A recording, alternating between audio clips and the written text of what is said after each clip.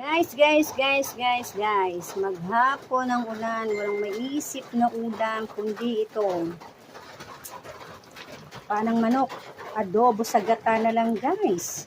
So meron pa tayong ibang putahe dito. Manok pa rin, pero ibang putahe naman. Ito tayo. Bopaling,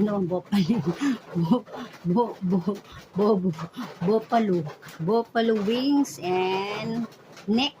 So guys, tara, kain na. Yan, naririnig ko ba yung patak ng ulan? Pero mas bet ko ito. Pinalalambot ko ng gusto para paghila mo. Buto na lang. Yan, sino may gusto? Pumunta na dito. Tara, kakain na tayo.